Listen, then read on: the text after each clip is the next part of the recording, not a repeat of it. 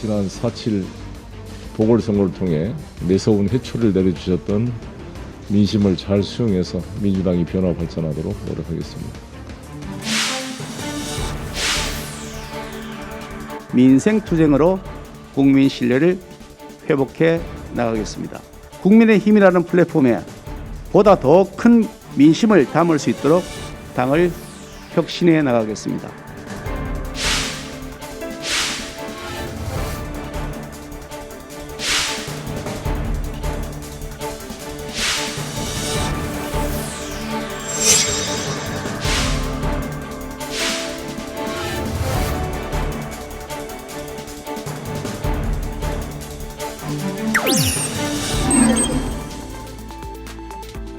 여러분 안녕하십니까? 민주당 새 대표로 송영길 의원이 선출되면서 민주당의 변화와 함께 여야 간 협조가 어찌 될지 관심입니다. 김기현 국민의힘 원내대표는 여야적 민생협의체 구성을 제안하고 나섰는데 이 유연한 변화를 강조해온 송영길 대표가 여야 관계 개선을 어떤 방식으로 해낼지 지켜볼 일입니다. 사사건건 시작합니다.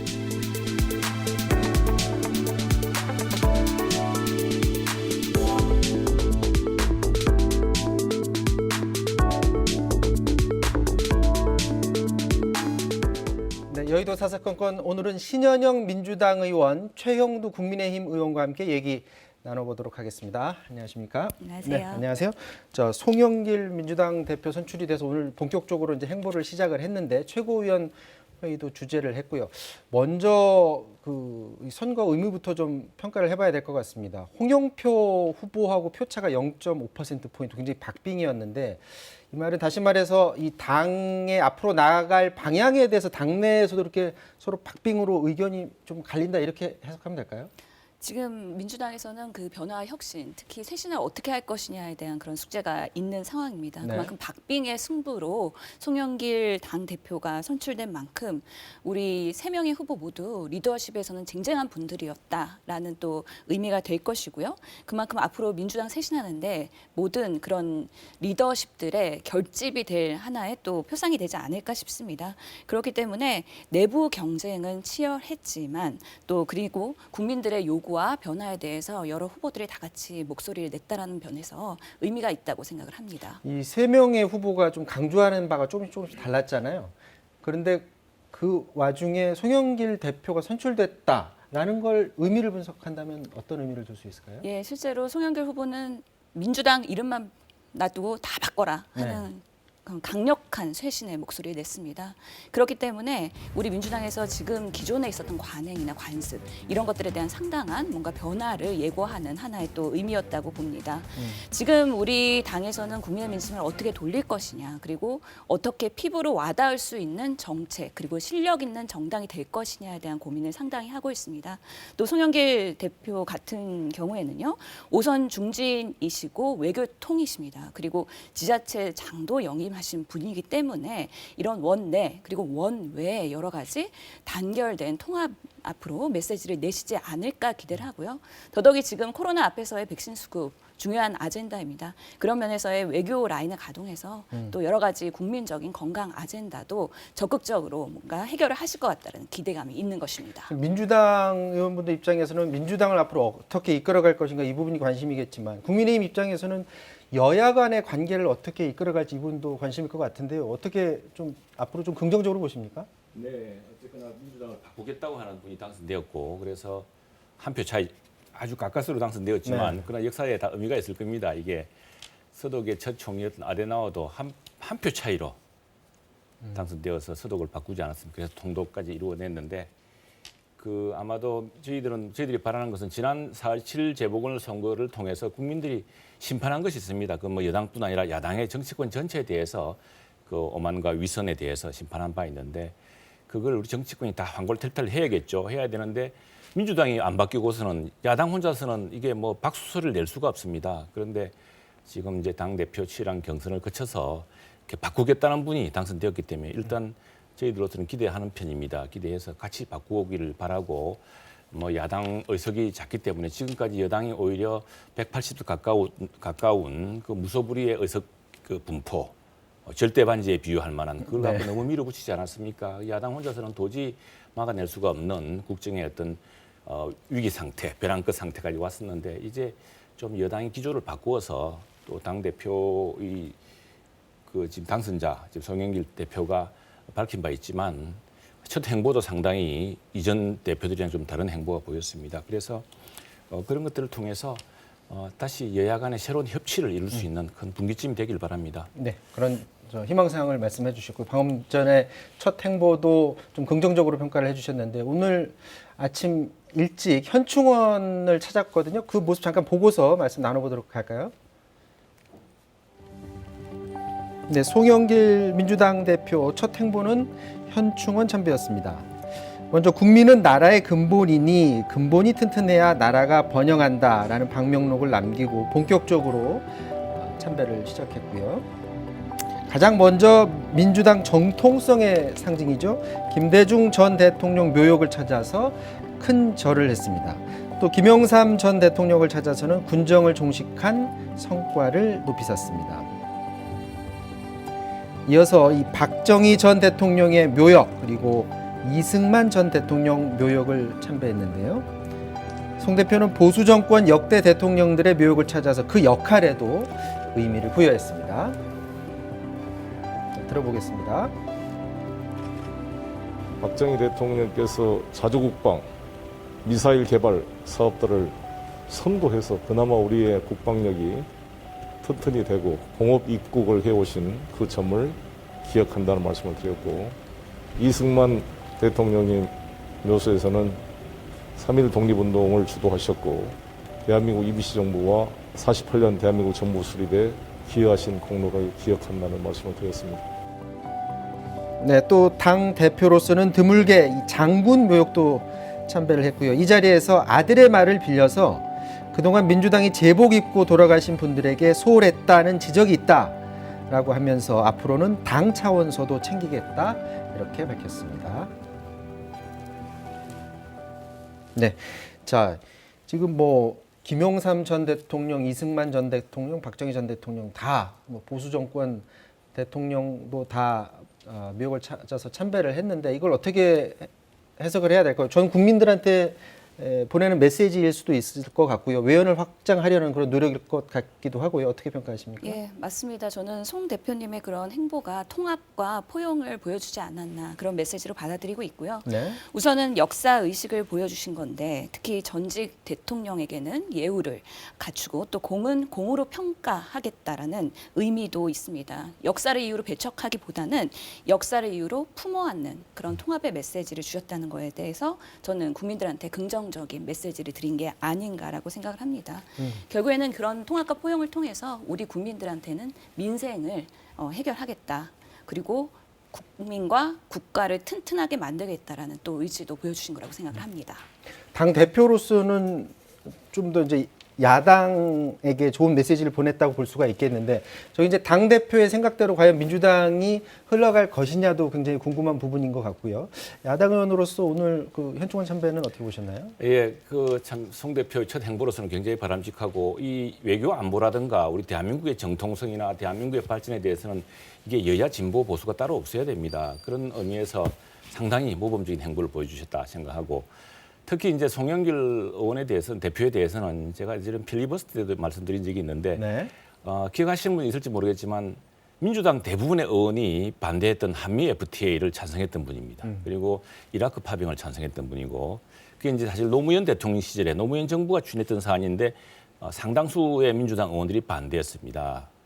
오히려 이제 송영길 대표 그게 아마 송 대표가 지금 당내에서 확고한 좀 더 대다수의 지지를 못 얻는 이유인지 모르겠는데 오히려 송 대표를 송환용이라고 비아냥거리고도 했습니다. 이전에 이제 그런 당내의 도전을 어떻게 볼지 모르겠지만 저는 저 송영길 대표가 최소한 여당의 대표로서 대한민국의 정통성을 이어가고 대한민국 좀 더 번영의 토대 위에 쌓기 위해서는 여야 진보 보수를 다 넘는 큰 국가적 의지에서 오늘 중대한 행보를 보여주었다 생각을 하고요. 지금 이제 벌써 국민들이 이념 지형도 많이 바뀌고 있습니다. 이제 한 진영에 속해 있는 것을 굉장히 피곤해하고 힘들어하고 있습니다. 그래서 오늘 갤럽 조사에서도 보면은 발표도 보면은 이념 지형에서도 중도가 훨씬 늘어났습니다. 진보 보수가 똑같고요. 그런 측면에서 이제는 중원을 누가 잡느냐. 우리 민주당의 여당 대표가 저런 행보를 보여줬으면 앞으로 우리 야당 대표 또 야당도 더 크고 더 진취적인 행보를 통해서 대한민국을 통합으로 이끌어내고 더 발전시킬 수 있는 그런 행보가 있을 겁니다. 네, 지금 말씀하신 것은 사실 중원을 누가 잡느냐 네, 굉장히 네. 중요하다고 말씀하셨는데 송영길 대표도 아마 그 부분을 생각을 하신 것 같아요. 근데 구성이 참 묘한 게 당대표는 이제 비주류인데 지금 최고위원 면면을 보면요. 김용민, 강병원, 백혜련, 김영배, 전해숙 의원 이 5명 의원 중에 친문으로 불리는 분들이죠. 김용민, 강병원, 김영배 이 3명의 의원이 친문 의원으로 불리고 있고 그리고 또 원내대표도 이제 친문입니다. 그러다 보니까 최고위원의 주류가 친문이고 원내대표도 친문인데 자, 비주류로 분류됐던 당대표, 신임 당대표가 과연 어떻게 당을 이끌 것인가 거기에서 어떤 균형점을 찾는 과정이 꼭 쉽지만은 않을 것 같다. 이런 예상도 있거든요. 어떻게 보세요? 실제로 국민들이 이런 정당을 바라볼 때 이제는 정책적으로 바라보겠다라는 그런 시각이 강한 만큼 저희 초선 의원들도 당내에서 의정 활동을 하면서 또는 당정 활동을 하면서 여러 가지 그런 계파에 대한 의식은 별로 없습니다. 그래서 어떤 분이 친문인지 비문인지 그런 나누는 기준 또한 명확하지 않은 것도 사실입니다. 하지만 여러 다양한 직역의 분들이 최고위원을 선출된 것은 우리 당내에서 그리고 우리 당을 지지하는 많은 분들의 그런 다양한 목소리를 반영할 수 있다라는 면에서 우리 당내에서는 지금 소통 구조의 개선을 많이 중요시하고 있는데요. 그런 면에서는 건강한 긴장 관계나 건설적인 토론을 할 수 있는 그런 당내의 지도부 구성이 되지 않았나라는 긍정적인 판단을 하고 있습니다. 다른 당 얘기는 하겠지만 지금 오늘 그 최고위원 회의에서도 김용민 의원 같은 경우는 중단 없는 개혁을 얘기를 했다고 하고요. 그리고 백혜련 의원은 국민이 동의하는 개혁을 해야 된다. 서로 이제 최고위원들 사이에도 약간 뉘앙스의 차이가 있는데, 자, 이 친문 위주가 조금 더 많기는 하지만 그 길을 과연 쉽게 벗어날 수 있을까? 어떻게 보십니까? 예, 이제 그 민주당의 운명이 뭐 제가 남의 당 이야기를 할 행편은 아닙니다만 그러나 여야가 서로 손발을 맞춰야 또 협치를 이루어야 우리나라가 지금 코로나 이 참 미정유의 위기에서 벗어날 수 있고 여러 어려운 외교 안보 환경도 개선할 수 있지 않겠습니까? 그런 의미에서 바라건대 민주당 최고위원들께서도 우리 대표께서 이제 좀 초당적 행보를 보여주셨는데 지금 민심과 지금 현실을 잘 보셨으면 좋겠습니다. 지금 대통령 지지율이 치무 최저치입니다. 지난 주말 갤럽 조사가 그랬고 오늘 오전에 리얼미터 조사가 그랬습니다. 그리고 지금 말씀하시는 그 주제들이 과연 얼마나 많은 국민들이 호응하고 있는 것인지 그리고 아까 말씀드렸다시피 이념 지형으로 보더라도 이제는 어떤 특정 진영, 특정의 국민이라고 규정이 있는 그런 정치적 양분법에 대해서 많은 국민들이 아주 그냥 지금 이제 질려서 이제 그만하라고 하고 있는 정도입니다. 그런 시기에 문자 폭탄 이런 문제로 또 논란을 삼고 해도 되겠느냐 참 걱정이 크고 나라만 보고 국민만 보고 야당의 이야기도 좀 귀담아 듣고 이랬으면 좋겠습니다. 지금 방금 뭐 문자 폭탄 얘기도 하셨는데 지금 이게 아직 입장이 그 문자 폭탄 관련해서는 완전히 정리된 상황은 아닌 거죠? 예, 아직까지 확정되진 않았지만 그래도 윤호중 원내대표께서 SNS 윤리감찰단 이야기를 하셨습니다. 네. 그 이야기는 그 열성 지지자들의 문자 행동에 대해서 사실 정책적으로 우리 국민들이 의견을 보내는 거에 대해서는 이견이 없지만 인격 모독이나 아니면 인신 공격성의 그런 문자들은 우리 국회의원들도 여러 가지 정신적인 스트레스나 그 의정 활동에 어려움을 갖게 되는 하나의 원인이 될 수 있으므로 앞으로는 문자 행동을 하더라도 어떻게 해야 될까에 대한 어느 정도의 우리 자체 내부에 그런 기준은 있어야 되겠다라는 생각을 갖고 있는 것도 사실입니다. 그러니까 적극적으로 의견을 표현하되 서로 예의를 갖춰서 당원들도 본인의 의사를 밝혀라 이런 쪽으로 방향을 잡혔다는 예, 아직까지 명확하게 어느 수위까지 어떻게 우리가 메시지를 정리할지에 대해서 조금 더 논의를 해봐야 될 텐데요. 적어도 인간의 뭔가 그런 인신 모독을 할 수 있는 그런 자극적인 것들은 지양하자라는 거는 그 누구도 이견을 제기할 수 없는 명확한 메시지라고 생각을 합니다. 송영길 대표가 이제 당 내부에서는 많이들 그런 분류를 좀 부정을 하시던데 비주류로 이제 많이 분류가 되어 왔어요. 그래서 과연 당권을 잡고서 얼마나 추진력 있게 추진해 나갈까 이 부분이 궁금한 부분인데 지금 홍영표, 우원식 두 후보도 결과 받아들이고 좀 수습에 나서고 좀 송영길 대표에게 좀 힘을 실어달라는 투의 지금 메시지를 낸 것 같아요. 조금 힘있게 송영길 대표가 청사진을 내놓은 대로 좀 갈 것 같습니까? 예, 그럴 거라고 생각이 듭니다. 지금 코로나 시기에 너무 우리 국민들이 힘든데 우리 당 내에서 특히 지금 어려운 시기에서 원팀 정신은 네. 여전히 유효하다고 봅니다. 그렇기 때문에 홍영표 후보 그리고 우원식 후보 또한 힘을 실으시면서 다 같이 우리 당에서의 그런 변화 쇄신에 같이 힘쓰겠다라는 또 상징적인 의미로 받아들이시면 좋을 것 같습니다. 자, 문재인 대통령도 저 축사를 통해서요 원팀 단합을 강조를 했고요. 민생과 개혁은 함께 가야 할 수레바퀴다라는 말을 했습니다. 잠깐 듣고 오도록 하겠습니다. 개혁과 유능이 균형을 이룰 때 우리는 전진하고 도약할 수 있습니다. 단합해야만 유능할 수 있습니다.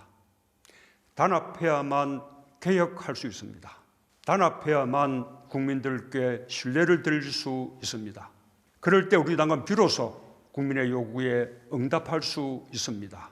역사의 수레바퀴는 앞에서 국민이 이끌고 뒤에서 정치와 경제가 힘껏 밀고 있습니다. 수레바퀴의 한쪽은 하루하루 고되게 살아가는 민생이며 다른 한쪽은 더 나은 사회를 향한 개혁의 바퀴입니다. 두 바퀴가 나란히 같은 속도로 굴러야 수레가 전진합니다. 어느 한쪽 바퀴만 빠르게 구르면 역사의 수레바퀴는 한 자리에서 맴돌 수밖에 없습니다.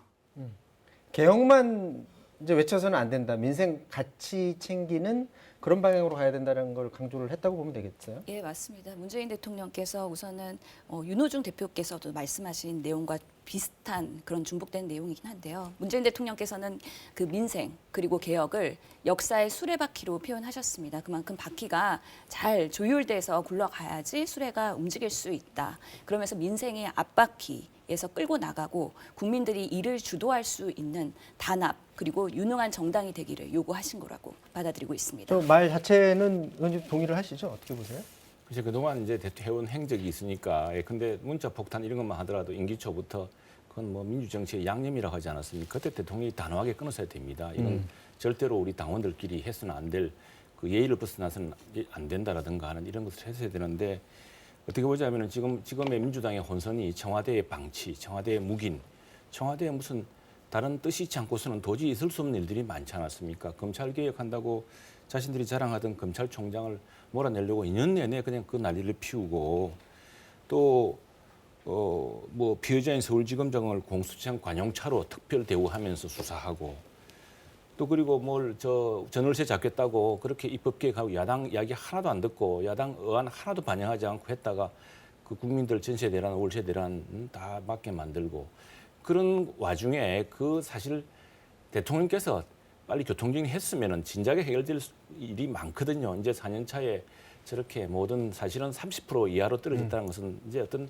부심 동력이 떨어졌다는 것입니다. 이제 당으로 모든 중심이 오게 되어 있습니다. 당에서 이제는 더 이상 대통령 눈치 보지 말고 국민과 야당 보고서 같이 협치해서 이뤄 나가야 되겠습니다. 자, 이제 국민의힘 얘기해 보도록 하겠습니다. 새 원내대표 선출이 됐어요. 김기현 원내대표. 뭐 대체로 뭐 양강 구도에서 김기현 원내대표 가능성이 높다라는 얘기가 있었는데 어떻게 평가하십니까? 김기현 원내대표 사실 상징성 있는 인물입니다. 이분이 네. 이제 울산시장 선거 바로 대통령 청와대 8개 수석실인가요 개입했다는 그 울산시장 선거 대통령의 친구를 당선시키기 위해서 했다는 선거의 그 피해자 아니겠습니까? 그래서 그 당시에 그 무리한 수사를 가지고 기소하려고 그렇게 애를 썼는데 전부 무죄 판결이 나왔고 그래서 지난 총선 때 다시 이제 좀 정치권에 복귀를 했는데 이제 어떻게 보자면 이 정부의 가장 큰 피해자일 수가 있습니다. 이 정부의 이른바 그 무리한 수사에 그럼에도 불구하고 굉장히 온건한 성품이고 또 실제로 판사 출신의 정책위 의장을 거치면서 우리 당에서는 상당히 정책통으로 알려지는 분이기도 합니다. 그래서 또 원만하게 첫 말씀은 야당 대표니까 강경하게 하셔야죠. 하시지만 아마 여당이 협치의 태도로 나온다면은 상당히 능력 있게 정말 유능하게 협치를 이끌어 나갈 분으로 보고 있습니다. 지금 원래 당초 많은 이 정치 분석가들이 전망할 때 권성동 의원하고 김기현 후보 양강 구도라고 얘기했는데 권성동 의원이 1차 투표에서 그냥 떨어지고 말았어요. 그러니까 이 결과를 놓고 결국에는 탄핵 주도 세력은 국민의힘에서 주류로 평가를 역시 받지 못한다. 이런 얘기가 있는데 동의하십니까? 그 이제 과도한 해석인데 네. 투표 구조를 보면은 네. 사실은 제가 볼 때는 두 분이 비슷했습니다. 유이동 의원하고 권성동 의원 두 분이 다 그 플랫폼이라든가 또는 기치라든가 또 네. 탈당을 했다가 복당했던 기록이라든가 비슷해 두 분이 표가 합쳐졌으면 아마 1등했을 겁니다. 1등했는데 다 34표씩이 공교롭게 그렇습니다. 김기현 후보가 1차에 얻었던 34표, 그다음에 유이동 후보가 어떤 14표, 또 권성동 의원이 어떤 20표를 합치면은 34표씩 됐을 텐데 공교롭게 그게 이제 됐고 또 선거라는 것이 막상 이 100명, 101명이 이게 선거 아니겠습니까? 이게 친소관계라든가 또는 동정표라든가 이런 것도 있기 때문에 여러 다이내믹스가 반영된 것이어서 뭘 그렇게 일도 양단으로 말하기는 좀 어려울 것 같습니다. 탄핵과 관련시키는 건 아닌 것 같다라는. 예, 제가 볼 거죠? 때는 두 후보가 비슷한 컬러였기 때문에 그리고 캐치프레이즈도 비슷했습니다. 두 후보가 많이 단일 후보가 됐다면은 상당히 좀 이 표시 뭐랄까요 표 구성에 변화가 있지 않았을까, 결선이 좀 달라지지 않았을까 생각을 합니다. 지금 그 국민의힘 그 원내대표 뽑는 과정에서 권성동 의원이 1차에서 떨어지고 그리고 최종 김기현 원내대표가 되는 일련의 과정 어떻게 보십니까? 예, 뭐 국민들의 의견을 반영해서 우선 국민의힘 원내대표의 투표가 이루어졌다고 보고요. 네. 앞으로 김기현 대표가 되셨죠. 대표께서의 원내대표요? 행보에 대해서 기대감을 갖고 있는데 네. 다만 이렇게 대표된 이후에 여러 가지 작물 같은 강경 메시지 그리고 국민들이 공감하기 어려운 자극적인 발언 이런 것들에 대해서는 유감을 갖고 있습니다. 그런 부분에 있어서는 앞으로는 여야 협치를 통해서 할 수 있는 좀 기대감을 가질 수 있는 희망의 메시지를 주셔야 될 것 같고요. 다만 또 백신 관련해서도 국정조사 논란 이런 것들을 제기하셨는데 네. 정말 앞으로 우리 정책에 대응하는 데 있어서 여야가 조금 더 국민들한테 다가갈 수 있는 정말 정쟁이 아닌 어떻게 보면 정책을 구현할 수 있는 시스템으로 갈 수 있는 그런 대표로서의 역할을 기대하길 바라는 마음입니다. 네, 민주당에서 이제 원내대표, 당대표까지 다 선출이 됐고 국민의힘에서는 이제 원내대표 진용이 지금 짜져 있는 상황에서 청와대에서 이철희 정무수석이 오늘 직접 김기현 원내대표를 찾았습니다. 먼저 어떤 얘기 오갔는지 듣고 오도록 하겠습니다.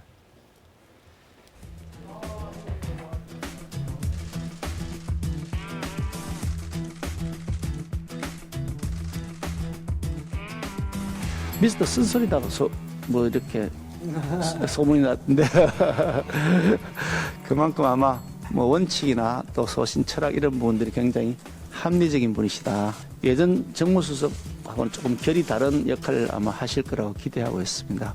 대표님 말씀 자주 경청하고 또 중간에서 열심히 심부름해서 우리 흔히 쓰는 말처럼 협치가 잘 되도록 제가 할 수 있는 역할은 다 하겠습니다.